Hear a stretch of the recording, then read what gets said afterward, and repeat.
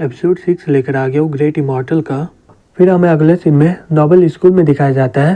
Fan वहाँ पर जाते हुए अपने मन में बोलता है ये नोबल का जगह है, अगर इसमें कोई भी पोजीशन मिल गया तो ये बहुत ही बड़ी बात है और इसके आसपास 100 किलोमीटर तक स्पिरिचुअल एनर्जी भरा हुआ है। फिर बोलता है उनका फैमिली पावर और पैसे में बहुत ही ज़्यादा ताकतवर है, उसका पापा ये स्कूल का काउंसिल का प्रेसिडेंट भी है, मुझे पक्का लग रहा है कि कौन प्रिंसिपल बनेगा। फैन बोलते हैं चिंता मत करो, मैं तुम्हें पहले ही बोल दिया हूँ ना कि मैं प्रिंसिपल बनूंगा, अगर तुम विश्वास नहीं कर रहे हो तो मैं क्या ही कर सकता हूँ। सभी लोग पहले ही जानते हैं कि कौन ही प्रिंसिपल बनेगा, इसलिए वो लोग पहले से उसे तेल लगाना स्टार्ट कर देते हैं। तभी कौन फैन को आते हुए देख लेता है और अपने मन में बोलता है फैन जब मैं नया प्रिंसिपल बनूंगा फिर मैं तुम्हें धीरे धीरे करके तड़पाऊंगा। फैन उन दोनों को इग्नोर करते हुए आगे बढ़ने लगता है। वो बोलती है हे फैन रुक जाओ वहीं पर। फैन बोलता है क्या हो गया तुम्हें। वो बोलती है हे फैन तुम इतना शांत कैसे रह सकते हो, कौन जल्दी नया प्रिंसिपल बनने वाला है, तो अच्छा हुआ कि तुम इससे अभी माफी मांग लो। फैन बोलता है क्या मैं इससे माफी मांगूंगा, क्या तुमने कभी देखा है पर्वत को झुकते हुए पानी में, और ये तो मेरे सामने एक कीड़े के बराबर है और तुम मुझे बोले कि मैं इससे माफी मांगूंगा, सही में तुम तो बहुत ही मजाक कर रही हो। वो बोलती है हे रुक जाओ, क्या तुम सीरियस हो ना, तुम बहुत ही ज्यादा कर रहे हो, तुम तो एक नॉर्मल से गांव से हो जिसे कोई भी जानता नहीं है, तुम इतना मेहनत करके यहाँ का टीचर बने हो, तुम अपने भाव के चक्कर में स्कूल से बाहर निकाल दिए जाओगे, तुम्हें अपने फ्यूचर का कोई चिंता नहीं है क्या। फैन बोलता है एक कीड़ा इमॉर्टल का बात जानना चाहता है, ये तो कभी हो नहीं सकता है, तुम तो मुझे कभी भी पहले समझ नहीं पाई हो, मैं तुम्हें एक ही बात बोलूंगा, अच्छा होगा कि तुम मेरे रास्ते में मत आना। वो अपने मन में बोलती है इसे क्या हो गया, इसे बात करना तो बहुत ही मुश्किल है, ये तो अपने आप को भगवान समझ रहा है, सही में यह पागल हो गया है। माँ बोलता है मैं कुछ ही समय पहले इसे वेयर हाउस में काम दिया था, जैसे ये काम खत्म होगा मैं ये टॉयलेट साफ करवाने भेजूंगा इन्हें, सही में ये पहले से बहुत ही ज्यादा बकवास करने लग गया है। इंग बोलती है मुझे लग रहा है कि ये पागल हो गया है, ऐसा लोग को स्कूल से जल्दी निकाल देना चाहिए। यंग बोलता है हे फैन का दिमाग ऐसे ही खराब हो गया है, अब हम लोग उसकी मदद नहीं कर सकते हैं, इस तरह के लोग को पागल खाना में बंद करके रखना चाहिए, ये लोग सोसाइटी में रहने के काबिल नहीं है। फिर वो अपने मन में बोलता है हे फैन तुम उस समय अपना ताकत दिखा रहे थे ना, आज तुम्हें पता चलेगा ये स्टेटस पावर किसे बोलते हैं। फिर कुछ देर के बाद वहाँ का पार्टी स्टार्ट हो जाता है।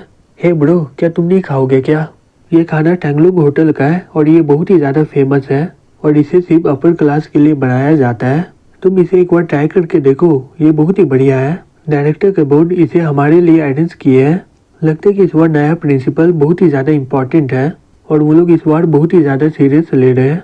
तभी एक लड़के दौड़ते हुए आ जाते हैं, बोलती है टीचर प्लीज मुझे बचाओ। तभी वहाँ पर कुछ लोग आ जाते हैं, बोलते हैं हे लड़की तुम यहाँ पर छिपना चाहती हो और यहाँ पर आने का सिर्फ एक ही रास्ता है और तुम्हें क्या लगता है तुम यहाँ से भाग पाओगी क्या। वो लड़की बोलती है हे टीचर जू प्लीज मुझे बचाओ, ये लोग मेरे पीछे पड़े हुए हैं।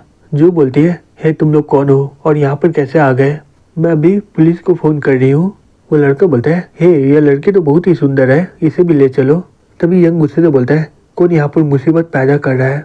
फिर वो उसे देखकर शॉक्ड हो जाता है, बोलता है ओह ये तो आप हो बाबा, प्लीज बाबा ये गलत फहमी है, माफ कर दो इसे। बाबा बोलता है हे तुम हो कौन।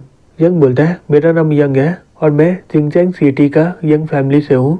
ब्रदर बा आप यहाँ पर ज्यादा दिन रहते नहीं हो इसलिए मैं आपसे मिल नहीं पाया, लेकिन मैं आपको जानता हूँ कि आप कौन हो, अब वही लेजेंडरी स्ट्रीट फाइटर हो ना, आपने ब्लैक बॉक्सर को हराया था अंडरग्राउंड में, मुझे जितना पता है आपसे कोई भी ज्यादा उलझना नहीं चाहता है और जो भी ये करने का कोशिश किया उसका लाश 3 दिनों के बाद लाली में मिलता है। जो बोलती है हे यंग अब मैं क्या करूँ, मुझे नहीं पता था कि ये अंडरग्राउंड का लोग है, प्लीज मेरी मदद करो इसमें।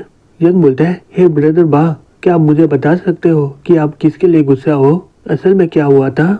बा बोलता है मैं ये लड़की से पूछ रहा था कितने आराम से, क्या तुम मेरे साथ पियोगी, ये मुझे मना की और ये मेरे आदमी को मारकर भाग गई है, तुम्हें क्या लगता है मैं इसके साथ क्या करूँ। यंग बोलता है हाँ ब्रदर आप सही बोल रहे हो, इसे सही में ये करना नहीं चाहिए था। हे लड़की तुम तो जू के स्टूडेंट हो ना, जाकर जल्दी से ब्रदर बा से माफी मांगो इसके लिए। वो लड़की बोलती है मैं तो वहाँ पर काम कर रही थी और ये लोग मुझे फोर्स कर रहे थे इसके लिए। जो बोलती कुछ मत बोलो, जाकर ब्रदर बा से माफी मांगो, वो तो तुम्हें ड्रिंक के लिए पूछ रहे थे, तुम मना क्यों नहीं की, और इसके अलावा तुम उनके लोगों पर हमला भी की, क्या मैं तुम्हें कभी भी किसी को मारना सिखाई थी क्या, जल्दी से माफी मांगो इनसे। बा बोलता है माफी मांगने की कोई जरूरत नहीं है, अभी भी ये बार खुला हुआ है और तुम मेरे साथ चलोगी। फिर वो लोग बोलते हैं लेकिन बा बोलता है हे क्या तुम मेरे साथ नहीं जाने वाली हो क्या? तुम्हें क्या लगता है मैं हमेशा बातें करते रहूंगा? अगर तुम मेरे साथ नहीं चली तो मैं तुम्हें दिखाऊंगा कि असली ताकत किसे बोलते हैं।